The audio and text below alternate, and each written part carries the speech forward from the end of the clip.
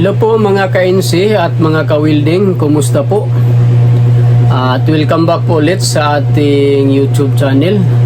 Muling nagbabalik ang inyong lingkod, Nick Udailo, your trainer and facilitator for today. And this video mga ka-NC at mga ka-welding, isi-share ko po sa inyo itong tinatawag nating essential of welding. Pero bago po ang lahat mga ka-NC at mga ka-welding, kung kayo po ay bago pa lang sa ating YouTube channel, huwag niyo pong kalimutan na mag-subscribe at mag-bell all upang kayo po ay maging updated po sa lahat po nating i-upload. So ready na ba kayo mga ka-NC at mga ka-welding? Kung ready na kayo, tara na, samahan niyo ako, usap tayo. So ano po ba yung essential of welding? Mga ka-NC at mga ka-welding, napaka-importante po talaga na malaman natin itong tinatawag na essential of welding. From the word essential, ibig sabihin napaka-importante at napakahalaga nito sa welding mga ka-NC at mga ka-welding. So ito po ay napaka-importante na malaman natin kasi po mga ka-NC at mga ka-welding, ito po ang pinaka-common at pinaka-basic po na ibibigay na mga katanungan sa atin during assessment. If pag nakita po ng ating assessor na parang takilid po tayo sa assessment.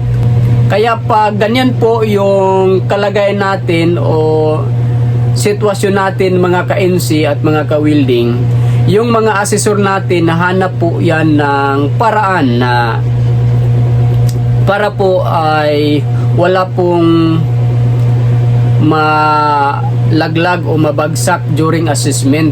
Kasi mga ka-NC at mga ka-welding, sa aking kaalaman po ay meron pong tinatawag na evaluation ang TISDA sa lahat po ng mga assessor at sa lahat ng mga assessment.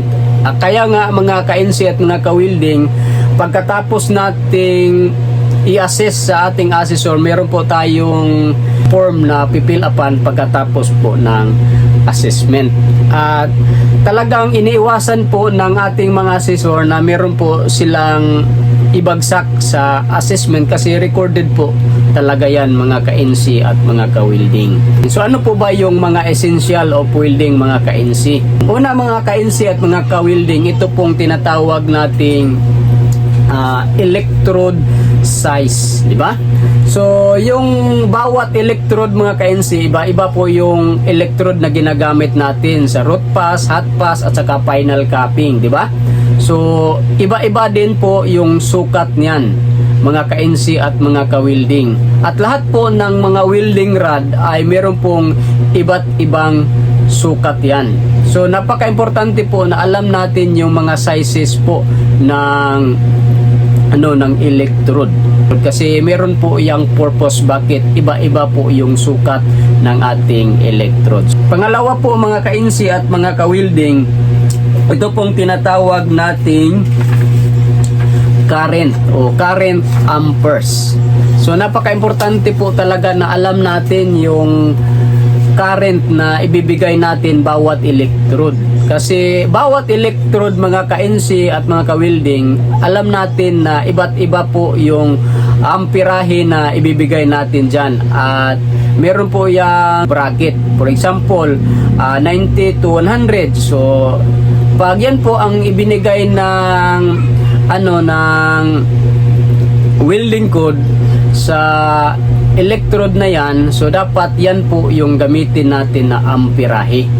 Ang mangyayari dyan mga ka-NC at mga ka-welding, pag sobra o kaya kulang po yung kuryente na ibigay natin sa electrode na gamit natin, talagang wala pong magandang resulta o hindi po talaga maganda yung resulta ng pag-weld natin. Kaya yun po mga ka-NC at mga ka-welding, napaka-importante po talaga na alam natin yung amperahe bawat electrode na ginagamit natin, ha? Pangatlo mga ka-NC at mga ka-welding, itong tinatawag nating arc length. So ibig sabihin yan mga ka-NC, yung distance between weld metal natin at saka sa tip sa ating welding rod, sa ating core wire. Ito po mga ka-NC at mga ka-welding, yan yung arc length natin. Dapat alam natin yun. Bawat electrode mga ka-NC meron po yung iba't ibang clearance, kumbaga. Dapat ipamiliarize natin yung clearance po bawat electrode kasi napaka-importante po talaga niyan mga ka-NC at mga ka-welding. Kasi po pag medyo malayo po yung ating yung ating electrode sa ating base metal, o kaya mas malapit po siya, o kaya napaka diin naman po yung ating electrode, talagang hindi po maganda ang resulta dyan mga ka-NC at mga ka-welding. Kaya meron po yung proper and correct distance po. Yun po mga ka-NC at mga ka-welding, ha, ang pangatlo. At ang pang-apat mga ka-NC at mga ka-welding, ito pong tinatawag nating travel speed. So napaka-importante po mga ka-NC yung travel speed. Yan. Kaya sa ating pag-aaral, meron po tayong tinatawag na counting method. Yung tinatawag nating 1, 2, 1, 2, 1, 2. Dapat kung ilang seconds po siya sa kabilang side, yun po din ang seconds na ibibigay natin sa kabilang side mga ka-NC at mga ka-welding. Dapat hindi masyadong mahina at hindi masyadong malakas. Talagang insakto lang po yung ating travel speed mga ka-NC. At nagdepende din po yan sa metal na gagamitin o wiwildingin natin. Pag medyo may kakapalan po yung metal na gagamitin natin, medyo hinahinaan natin ng kaunti yung ating travel speed. Pag medyo naman manipis yung metal na wiwildingin natin, medyo naman bilis-bilisan natin ng kunti. So ganun lang po mga ka-NC at mga ka-welding, ha, yung tinatawag nating travel speed. Napaka-importante po na alam natin yan, ha. At panglima at panghuli po mga ka-NC at mga ka-welding, ito pong tinatawag nating electrode angle. So napaka-importante po talaga ng angle position.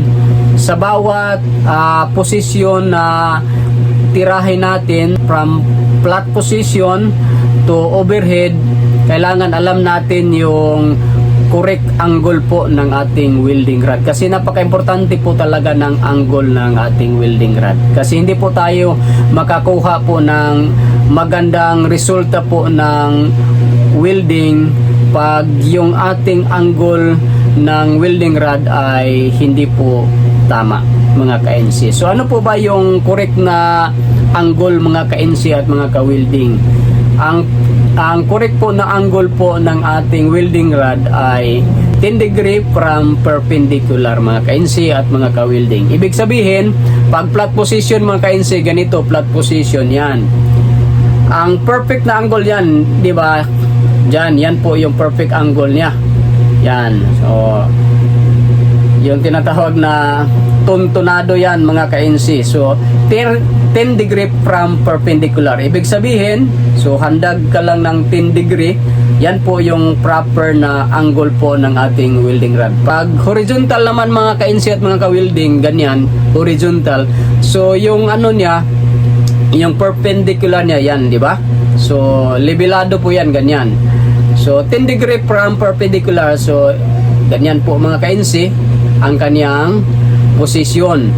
Pag pag yung tira mo po ay papunta dito, di ba? Pag pag doon ka naman sa kabila papunta, yan po mga ka-NC, 10 degree angle position din yan, ha. Pag vertical naman mga ka-NC, yan po yung vertical, di ba? Paangat. So 10 degree from perpendicular, yan. Dapat nakaano ka. Yan po yung angle natin. So sa ibaba, pataas ka. Yan. Yan po mga ka-NC at mga ka-welding. At pag overhead naman, 10 degree from perpendicular din. So ganun din mga ka-NC, ganyan. Pangat ka naman doon. Talagang kahit anong position po na wiwildingin natin, dapat naka 10 degree angle position po tayo from perpendicular. So ganun lang po mga ka-NC at mga ka-welding, ha. Dapat alam natin talaga yung 5 na essential of welding, kasi yun po talaga yung pinaka basic o common na tinatanong sa atin sa ating assessor during sa assessment if medyo takilid po yung ating performance. So yun po mga ka-NC at mga ka-welding, sana po kayo po ay meron pong natutunan sa ginawa nating video ngayon at kami po ay nakatulong sa inyo kahit sa simpleng bagay lang po mga ka-NC. At ulitin ko po mga ka-NC at mga ka-welding, maraming salamat po sa inyong walang sawang pagsuporta sa ating YouTube channel at mabuhay po kayo mga ka-NC at mga ka-welding. At hanggang sa muli na naman po nating video mga ka-NC at mga ka-welding. Bye-bye!